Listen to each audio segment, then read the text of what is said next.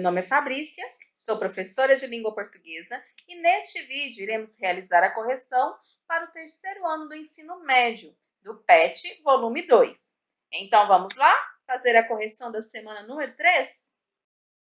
Então nós vamos começar aí as atividades da semana número 3. Essas duas últimas semanas desse PET serão mais questões aí voltadas a exemplos de questões do Enem. Então, nesse tipo de questão reflexiva, onde você vai ter um texto, que você vai ter aí que encontrar as respostas, é necessário aí muita calma, uma leitura muito atenta do texto que ele traz aí no enunciado, e o enunciado também é muito importante.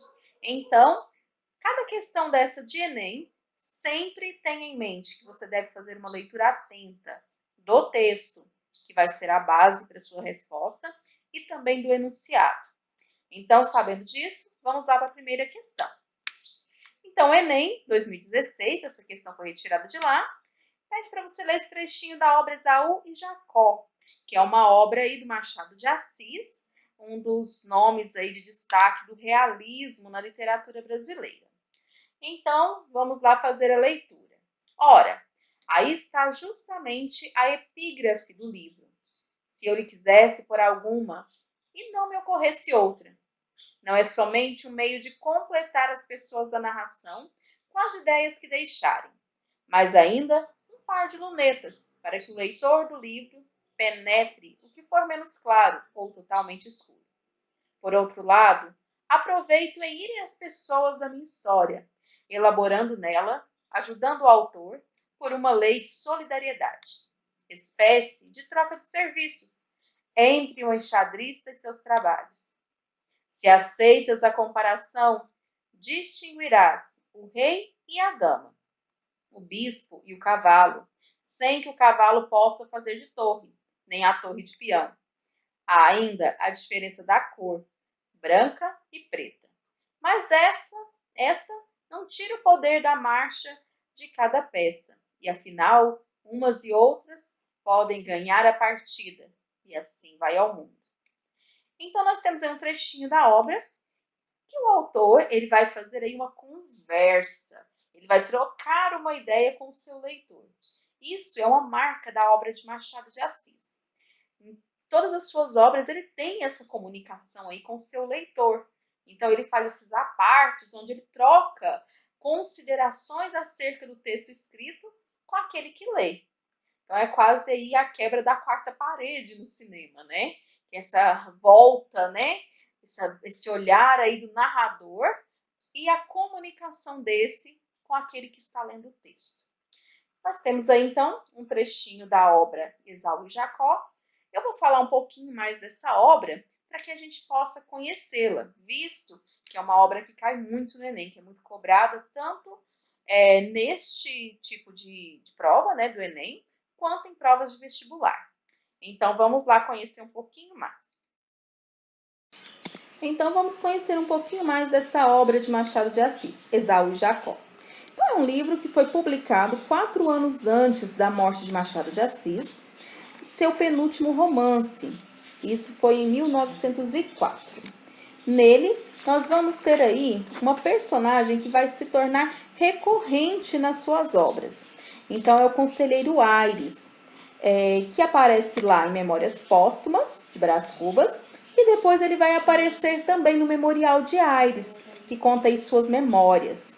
Então, é um romance narrado em terceira pessoa, de acordo com as observações aí do conselheiro José da Costa Mendes Aires. E esse personagem vai ser o elo que vai ligar todos os personagens do romance. Esse livro, ele vai retratar os acontecimentos desta época histórica, falando sobre o momento de transição da monarquia para a república. E nós vamos ter aí os irmãos Pedro e Paulo, embora gêmeos de aparência idêntica, muito diferentes aí no seu psicológico, com características aí bem diversas. Pedro, conservador, pessimista quanto à república, vai ser monarquista. E Paulo, que tem grandes expectativas quanto à nova política, que é republicano. Então, O título do livro vai remeter a textos bíblicos lá do Gênesis, onde ele vai contar a história de Rebeca, que tem 2 filhos já na idade avançada, e que vai privilegiar o filho Jacó, fazendo com que surja entre os irmãos aí, entre Jacó e Esaú, uma grande inimizade.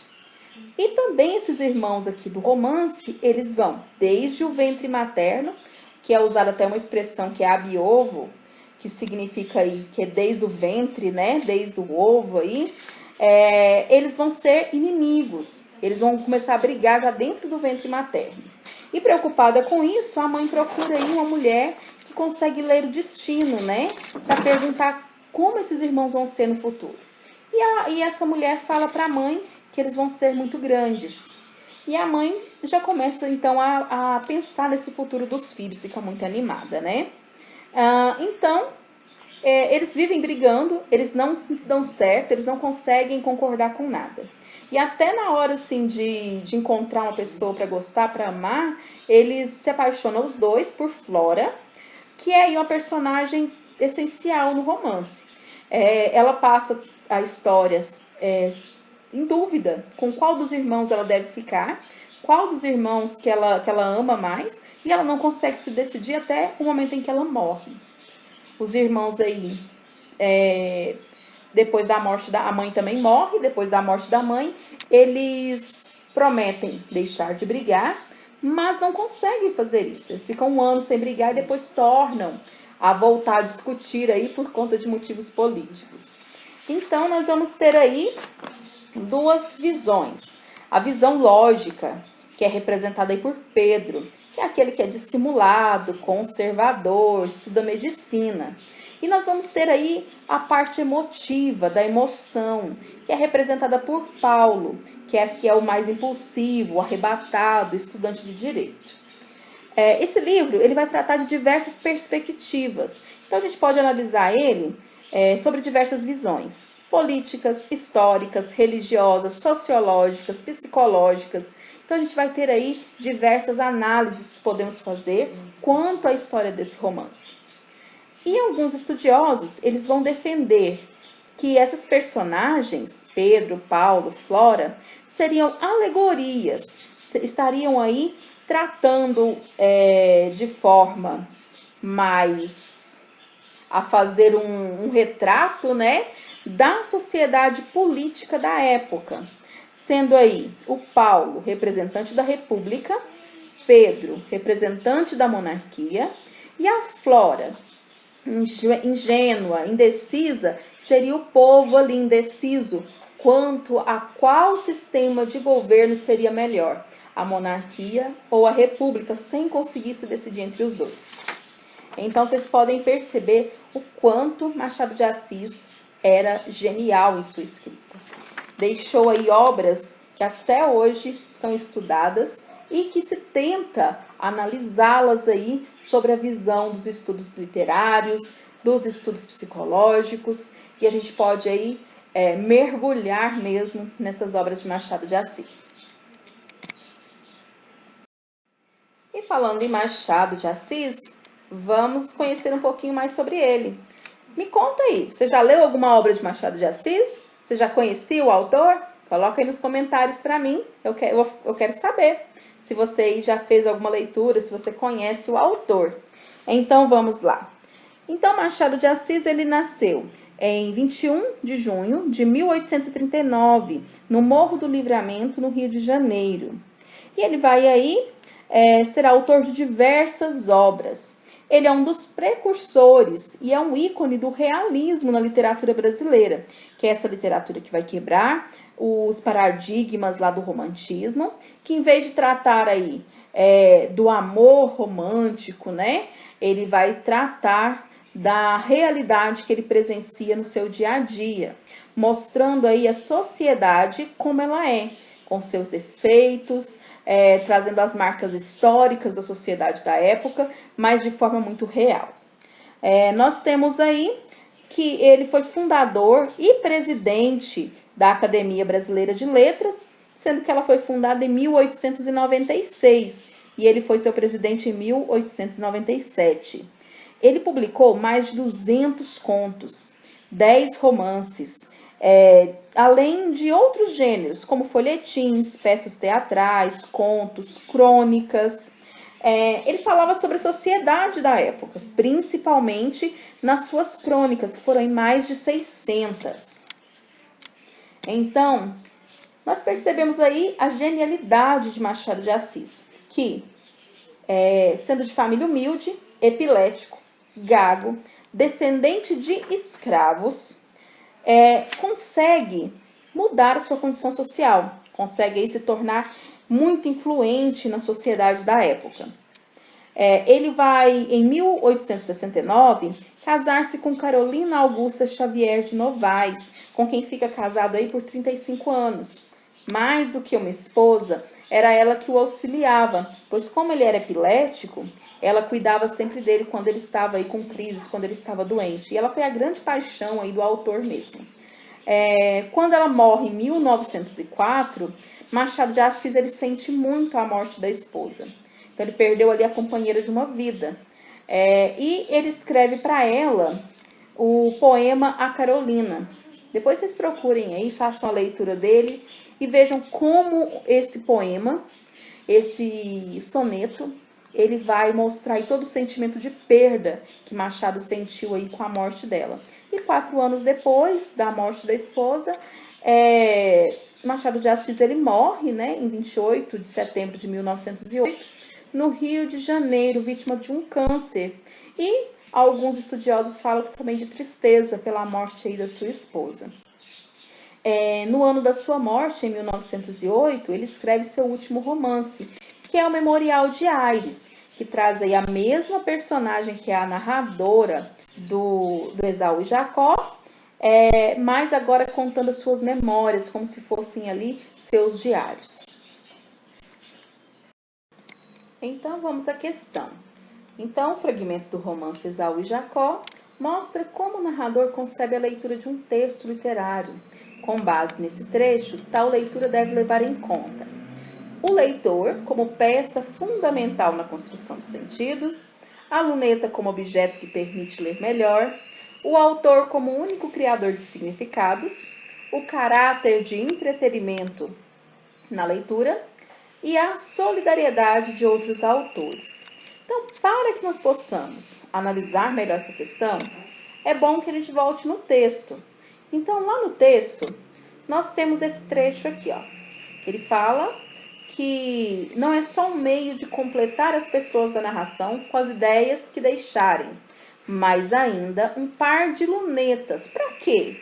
Para que o leitor do livro penetre o que for menos claro ou totalmente escuro. E ele ainda fala, por outro lado, aproveitem irem as pessoas da minha história colaborando nela, ajudando o autor por uma lei de solidariedade, espécie de troca de serviços. Então aqui, o que ele quer dizer é que quando o leitor está lendo o texto ali que o autor publica, né, ele vai inferir ali sentidos. Então esse penetrar no texto, né, naquilo que é menos claro ou totalmente escuro, é o leitor buscar ali informações e colocar ali naquele livro a sua interpretação. Então, ele fala que as pessoas vão colaborar na história. Então, se elas vão colaborar na história, a gente vai ver que a resposta certa vai ser a letra A, que esse leitor, ele vai ser fundamental na construção dos sentidos aí dessa leitura.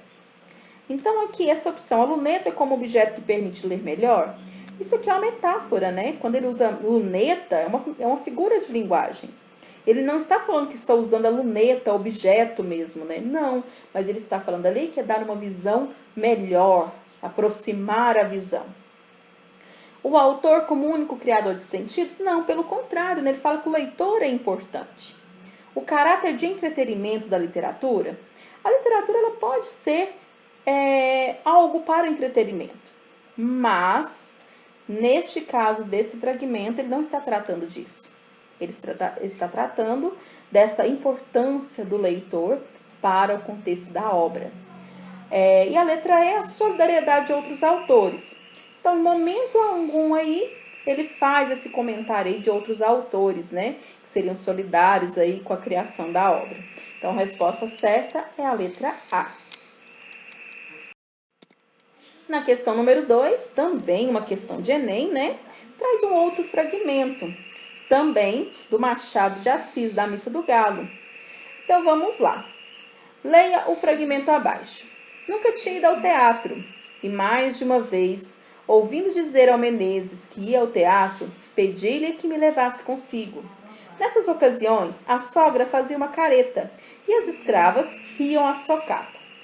Ele não respondia, vestia-se, saía e só tornava na manhã seguinte. Mais tarde é que eu soube que o teatro era um eufemismo em ação. Menezes trazia amores com uma senhora, separada do marido, e dormia fora de casa uma vez por semana. Conceição padecera a princípio com a existência da comborça, mas, afinal, resignara-se, acostumara-se e acabou achando que era muito direito. Então, aí nós temos um trechinho aí desse livro de contos, que é a Missa do Galo, onde Machado de Assis vai tratar aí de diversas passagens do cotidiano. Entre elas, este pequeno trecho que falam aí de uma relação aí de traição dentro do casamento, né? Que mostra ali uma passagem da sociedade da época, né? Que um homem aí ter amante era algo normal, era algo comum. Mas que ele não utilizava nessas palavras, ele tem uma amante, não, né? À noite que ele ia ali se encontrar com ela, usava de um eufemismo, que é a figura de linguagem que vai ser colocada aí uma suavização do termo. Por exemplo, quando morre alguém, você não fala a pessoa morreu, você muitas vezes vai fazer com que esse termo aí, ele seja menos pesado. Então, você vai falar ali, a pessoa descansou. Então, o eufemismo é isso, é você estar trazendo essa suavização desses termos, uma forma mais bonita, mais poética de dizer coisas aí que seriam fortes, né, pesadas. Então, nós temos aí, nesse trechinho, e a gente tem uma pergunta sobre esse trecho. Vamos lá? Então, no fragmento desse conto de Machado de Assis, ir ao teatro significa ir encontrar-se com a amante. O uso do eufemismo como estratégia argumentativa significa o quê? Então, quando eu uso do eufemismo, essa suavização de termos, dentro de um argumento, dentro de um texto, eu faço isso para quê? Então, nesse texto aí, ele quer exagerar o desejo em ir ao teatro? Então, a pessoa queria muito ir ao teatro? Não, né? Em momento nenhum. Ele queria personificar a prontidão em ir ao teatro. Então, quando ele fala ir ao teatro, ele está falando aí que a pessoa aí está pronta para ir, quer ir agora, e que ir ao teatro é uma coisa assim muito urgente? Também não, né? Ela quer esclarecer o valor denotativo de ir ao teatro. A gente tem que lembrar que denotativo são as palavras com sentido do dicionário. E nesse caso aqui, não é o que ocorre. Se você usou o eufemismo, você está usando aí o sentido conotativo, que é aquele que carece de interpretação de acordo com o contexto. Nós temos a letra D, reforçar o compromisso com o casamento. Também não, né? Porque ali está havendo uma traição. Então, esse compromisso aí com o casamento, ele não é tido aí como algo que esteja acontecendo, né? Que seja importante. Então, a resposta certa, sobrou aí a letra E. Então, ele vai suavizar uma transgressão matrimonial. O que é isso? Seria aí um erro que ocorreu aí dentro do casamento, que foi essa traição. Então, marquem aí a letra E. Próxima questão, número 3, do Enem de 2012. Ele era o inimigo do rei, nas palavras de seu biógrafo, Lira Neto. Ou ainda, um romancista que colecionava desafetos, azucrinava Dom Pedro II e acabou inventando o Brasil. Assim era José de Alencar, 1829-1877. O conhecido autor de Guarani, Iracema, tido como o pai do romance no Brasil, além de criar clássicos da literatura brasileira com temas nativistas, indianistas e históricos. Ele foi também folhetinista, diretor de jornal, autor de peças de teatro, advogado, deputado federal e até ministro da Justiça. Para ajudar na descoberta das múltiplas facetas deste personagem do século XIX, parte do seu acervo inédito será digitalizada. Então, nós temos aí, foi tirado da História Viva, número 99, que é uma revista. Então, vamos à questão. Então, vamos lá para a questão. Com base no texto que trata do papel do escritor José de Alencar e da futura digitalização de sua obra, depreende-se que, ou seja, ele quer saber que você, de acordo com aquele texto que fala de José de Alencar, autor aí da primeira geração romântica, né, geração indianista, que tem esse retorno aí às belezas, né, valorização das belezas do Brasil, essa colocação do índio como o nativo, né, aquela pessoa primordial aí do Brasil, né, que é romantizado, que é trago aí um índio com características aí de herói, com características romantizadas, como se fosse aí um branco em pele de índio. Então, essa obra vastíssima de José de Alencar aí, o que ela quer falar? O que essa digitalização de sua obra, ela vai permitir compreender? Que a digitalização dos textos é importante para que os leitores possam compreender seus romances? Então, eu quero ler lá Iracema. Para eu entender, eu preciso que esse romance seja digitalizado? Não, né? Eu posso pegar ali um livro e fazer a leitura. Então, essa digitalização pode facilitar esse acesso, né, das obras dele, mas não é necessária para a sua compreensão. Temos aí a letra B, que o conhecido autor de Guarani, Iracema, foi importante porque deixou uma vasta obra literária com temática atemporal. Poderia ser essa questão, mas tem uma palavrinha aqui que é o peguinha. Temática atemporal. Atemporal é aquilo que pode ser lido e compreendido e que a história pode ser passada em qualquer período do tempo. Então, essa história aí, ela poderia ser passada tanto lá em 1800 quanto agora. Então, isso não acontece. Então, não é uma história que poderia passar em qualquer tempo. A vasta obra literária dele, ela tem a marca do tempo em que ela foi escrita, né? Esse período ali onde começa a se trabalhar o romantismo, que dá essa valorização das coisas do Brasil, essa visão diferente para tudo que é do Brasil. E ela tem essas marcas históricas da época, tanto em termo aí linguístico, quanto em termo histórico, cultural. Então, essa letra B também não pode ser. Letra C. A divulgação das obras de José de Alencar, por meio da digitalização, demonstra sua importância para a história do Brasil imperial. Então, aqui também tem só uma palavrinha aqui que é o pega, que é imperial. Então, ela é importante só lá no Brasil imperial, só naquela época? Não, né? É uma obra aí que até hoje é uma obra importante. Até hoje a gente estuda essa obra, é cobrada em vestibulares, é cobrada no Enem, é cobrada em concursos. Então, ela continua sendo importante hoje, no Brasil moderno. Então, também não pode ser a letra C. Então, a digitalização dos textos de José de Alencar terá importante papel na preservação da memória linguística e da identidade nacional. Então, é importante, em termos de memória linguística, da língua que era utilizada nessa época, de identidade nacional, pelo contexto político, cultural, histórico que acontecia ali naquele momento. Sim, né? A obra dele, até hoje, como eu já disse, ela é estudada. Então, ela é um marco ali histórico, cultural, linguístico do tempo em que ela foi escrita. Então, a resposta certa aqui é a letra D. A letra E não poderia ser, porque fala aqui que José de Alencar é importante apenas porque se destacou por sua temática indianista. Não, né? Não só pela temática indianista, mas por ser um escritor aí muito eficaz, o criador do romantismo, precursor aí de toda uma geração aí que vai se basear, que vai usar ele como um ícone para suas obras.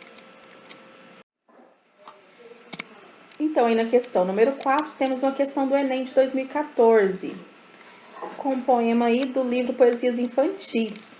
Então, Olavo Bilac é um representante aí da escola literária, que é o parnasianismo, onde tem uma linguagem aí mais rebuscada, vai trazer paisagens nacionais com sentimentalismo à pátria, vai voltar a um ideal mais clássico, vai ter uma postura antirromântica, então ela vem aí para se opor ao romantismo, né?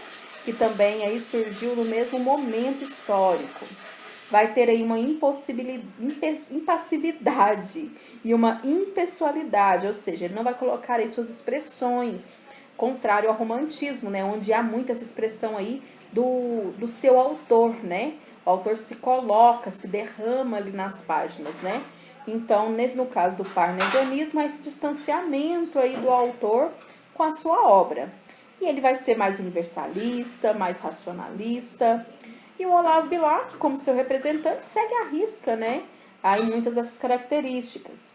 Nós temos aí Olavo Bilac, que nasceu em 16 de 12 de 1865 e faleceu em 28 de 12 de 1918. Então, nesse pequeno poema aí, a gente percebe que ele traz a voz do eu lírico aí como de alguém que vai transmitir um ensinamento. Ele está se falando aí com uma criança, está ensinando a uma criança sobre a pátria, né? Enaltecendo as belezas do Brasil, enaltecendo aí essa pátria. Então, vamos à questão. Então, vamos ao enunciado da questão número 4. Então, nessa pergunta, ele vai aí pedir para que você faça um paralelo do projeto ideológico da Primeira República nessa mudança aí histórica do Brasil monarquia para o Brasil já com a sua república proclamada em 1889, né? Essa Primeira República vai desse período aí de 15 de 11 de 89 a 1930, com a deposição aí do então presidente Washington Luiz. Então ele pede para você, com base nesse texto, fazer um paralelo aí, fazer uma análise do como isso vai ser visto nesse poema, que foi a época da sua escrita, né, o contexto histórico ali. Para isso, a gente vai voltar lá no texto. Então, vamos interpretar esse texto aí.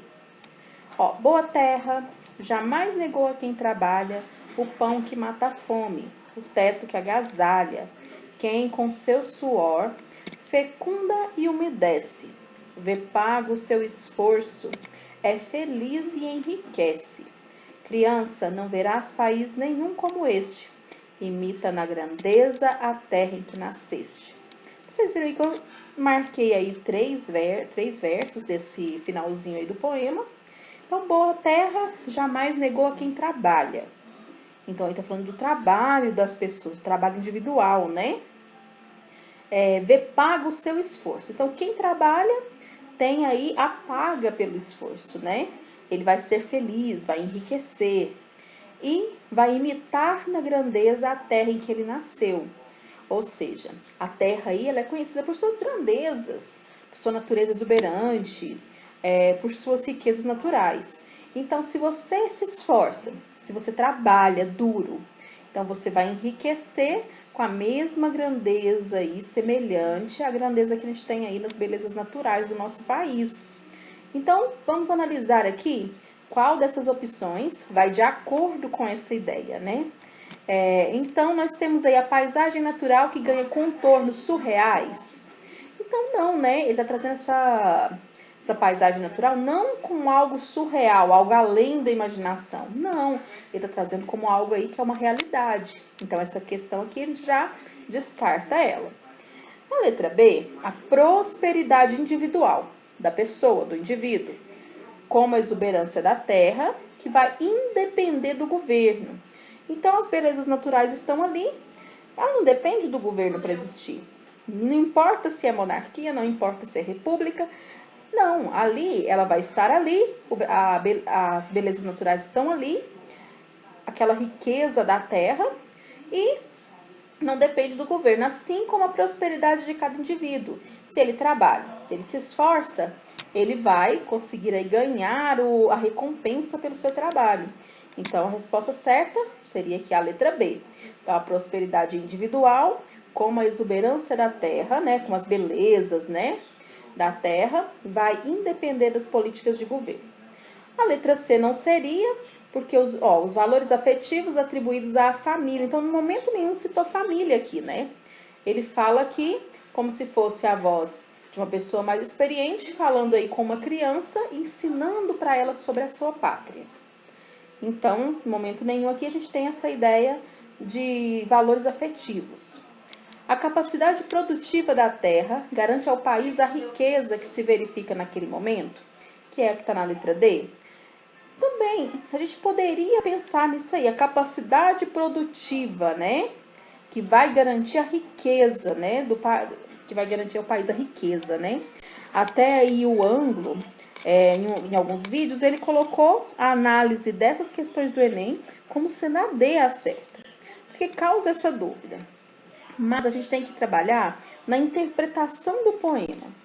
E na interpretação, ele não traz que essa capacidade da terra que garante a riqueza ao país. Não, o país é rico por conta das suas belezas naturais, né?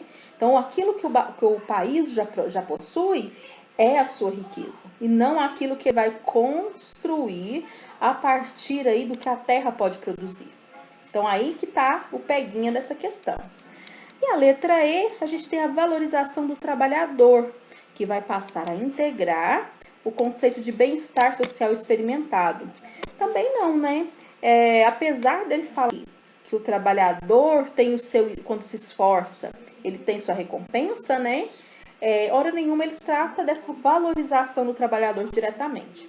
Então, letra certa, letra B. Vamos para a próxima questão.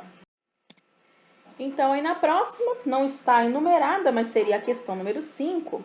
Temos um trecho aí do texto Negrinha, do Monteiro Lobato, que trata aí da história de uma pequena menina, filha de escrava, que é tratada como se fosse aí uma posse da sua dona, apesar da escravidão já ter acabado naquele momento histórico ali, em que a história é retratada. E essa menina, ela é muito judiada pela sua dona, que gosta de bater nela, que gosta de dar coques na cabeça, né, esses socos no alto da cabeça, e que judia muito dela.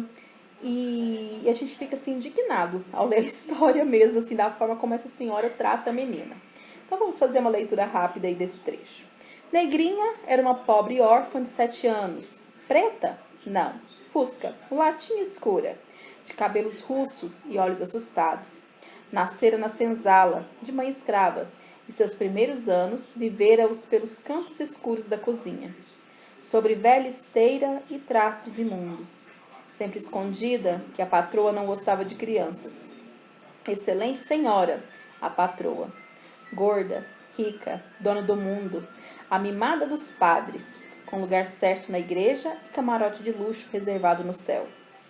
Entaladas as banhas no trono, uma cadeira de balanço na sala de jantar. Ali bordava, recebia as amigas e o vigário dando audiências, discutindo o tempo. Uma virtuosa senhora em suma, dama de grandes virtudes apostólicas, esteio da religião e da moral, dizia o reverendo. Ótima a dona Inácia, mas não admitia choro de criança. Ai, punha-lhe os nervos em carne viva. A excelente dona Inácia era mestra na arte de judiar de crianças.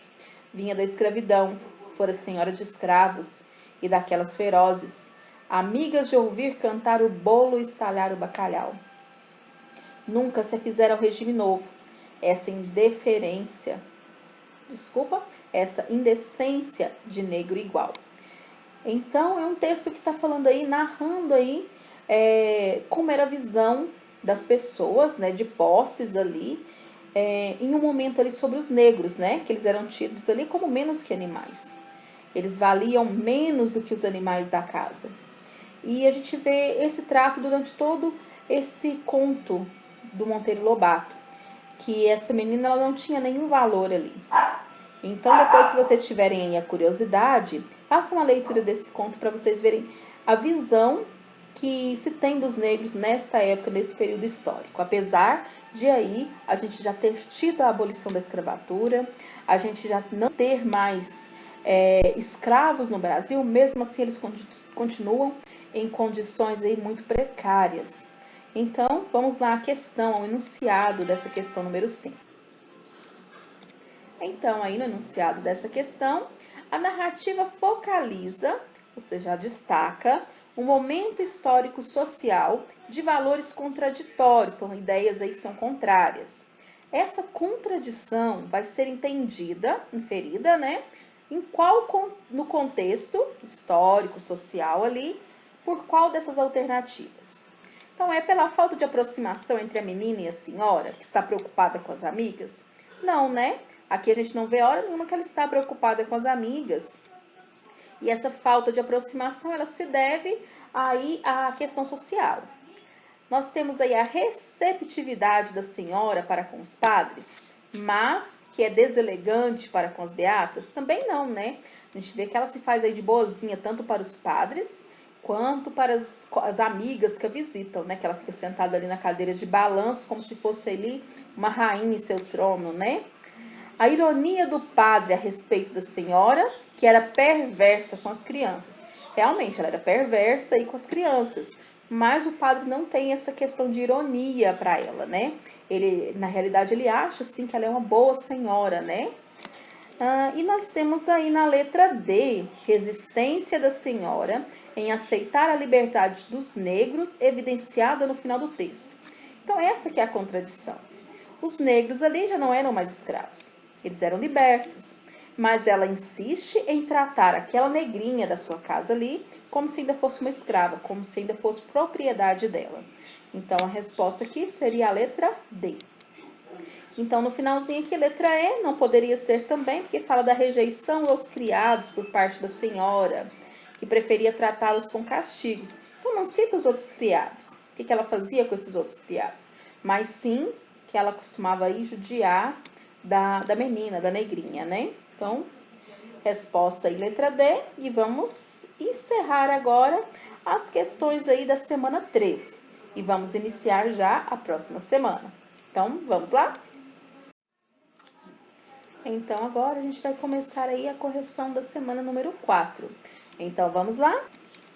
Então, na semana número 4, a gente tem aí um texto que, resumidamente, vai falar aí sobre concursos públicos. Então, o título aí já é bem sugestivo: Concurso Público atrai brasileiros em busca de bons salários e estabilidade. Então, nesse texto, ele vai falar aí dessa concorrência grande aí e dessa grande número de pessoas que se dedica a fazer concurso público, visando aí entrar para esse tipo de mercado de trabalho.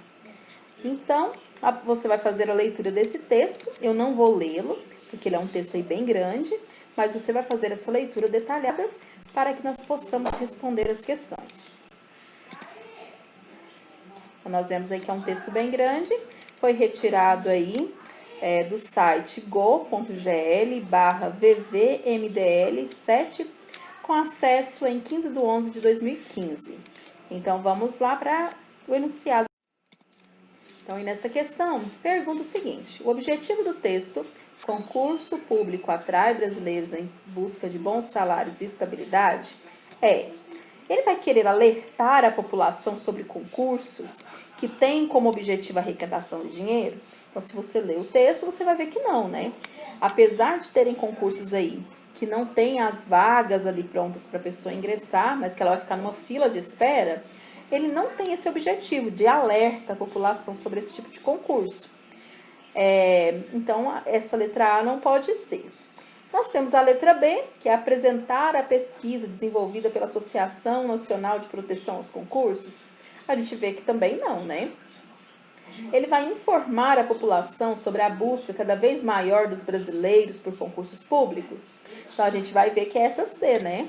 Então, ele está falando aí sobre essa população que cada vez mais aí tenta ingressar aí em um trabalho que tem um bom salário, que tem uma estabilidade, através desses concursos. E a letra D também não poderia, que é persuadir, né, os cidadãos a não fazer concursos. Então, pelo contrário, né?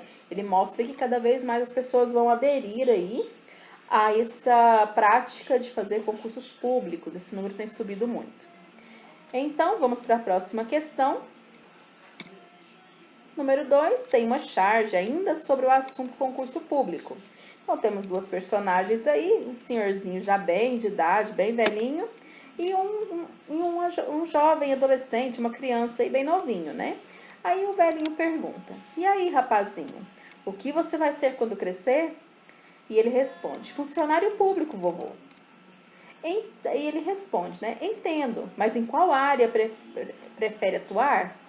Ah, isso vai depender do concurso que eu passar. Então, aí pro menino aí, né, não importa, né, o concurso que ele vai passar. Ele quer passar no concurso e quer ser funcionário público. Não importa aí a área, qual setor aí que ele vai trabalhar.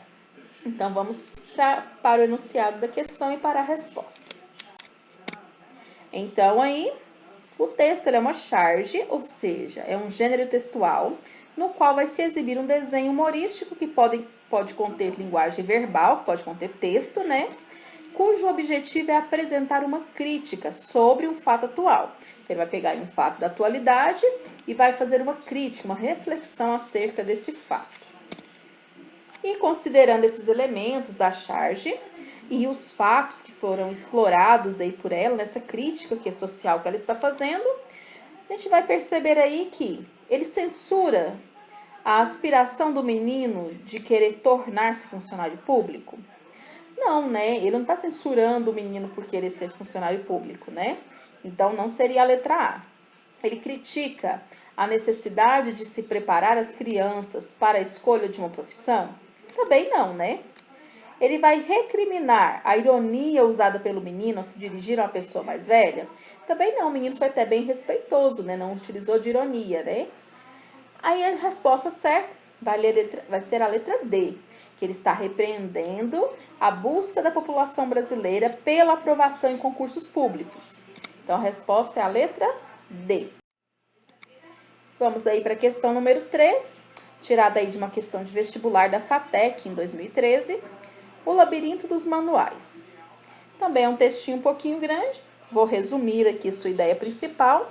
Então, é uma pessoa que está falando aí sobre como esses manuais, hoje em dia, eles vão virar aí um labirinto de instruções, né? Eles trazem tantas instruções, para ensinar tanto a mexer nos produtos, né, eletrodomésticos, aparelhos celulares, computadores, que ele não consegue se localizar dentro desses manuais.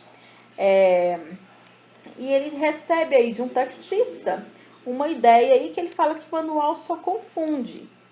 E que era para a pessoa dar uma de curioso, ou seja, futricar ali que ele ia aprender melhor do que ler no manual. Então, a gente percebe, depois que ele vai tentar aprender no computador, e ele fala que o manual do computador, ele era ali tão grande, tão extenso, tanta coisa para aprender, que ele acha que o tempo seria melhor aproveitado relendo Guerra e Paz, que é um livro do escritor russo, Lev Tolstói, que ele tem mais de 1000 páginas e muitos personagens, centenas de personagens, que é considerado uma das maiores obras da literatura. Então, ele compara aí que é melhor ler um livro do que ler um manual. E fala que não tem como simplificar, que o que vai acontecer é que as pessoas não vão aprender a usar todas as funções, que elas vão aprender a usar só aquelas que elas têm mais acesso, aquelas que elas usam mais. E que a maioria das pessoas faz isso, aprende a usar só aquilo ali que está na mão, aquilo que ela mais precisa. Isso foi tirado aí da revista Veja e é uma crônica aí do Valcir Carrasco. Então, vamos aí para a pergunta. Então, pelos comentários feitos pelo narrador, pode-se concluir corretamente que a leitura de obras-primas da literatura é a atividade mais produtiva do que utilizar celulares e computadores? Certa a resposta tá, né? Porque muitas vezes é melhor você ler um livro do que você ficar aí de bobeira no celular ou no computador, dependendo daquilo que você está fazendo. Mas não, né? A opção não é esta. Os manuais cujas diversas instruções os usuários não conseguem compreender e pôr em prática são improdutivos. É essa a crítica, né? Então, ele está falando aí que os manuais trazem tantas instruções que confundem o seu leitor, que acaba não aprendendo aí, não consegue pôr em prática todas as ferramentas disponíveis. Então, a resposta seria a letra B. Então, a letra C, a vendedora foi convincente, pois o narrador comprou o celular, embora duvidasse das qualidades prometidas pelo aparelho, também não. O manual sobre computadores, ao contrário de outros do gênero, cumpria a promessa assumida nos dizeres. Ele fala que seria rápido, fácil, né? Então, não, né? Ele é complicado, 300 e tantas páginas para ensinar a mexer no computador. E a letra E, os jovens deveriam ensinar computação aos mais velhos, pois dessa forma esses últimos entenderiam as funções básicas do equipamento. É uma boa ideia, né? Os mais jovens aí conseguem trabalhar melhor com as tecnologias, ensinar os mais velhos. É uma boa ideia, mas não é isso que o texto aí está trazendo. Então, a resposta certa seria a letra B. Então, terminamos a nossa correção da semana 4. Com isso, concluímos também o volume 2 do Plano de Estudos Tutorados para o terceiro ano do ensino médio. Eu espero aí que meu vídeo tenha ajudado você, tenha auxiliado nos seus estudos. E se você gostou, deixa seu joinha aí, se inscreva no canal para ter acesso a todas as novidades, a todos os meus vídeos e compartilhe com seus colegas. Dê a eles também essa oportunidade aí de estar fazendo essas correções de atividades e de estar aprendendo mais. E se você terminou tudo, entre em contato com seus professores e mande as suas atividades. Mantenha esse vínculo com a escola aí, porque esse vínculo é muito importante para que você mantenha aí seu aprendizado. Então, beijo no coração e até o nosso próximo vídeo. Tchau!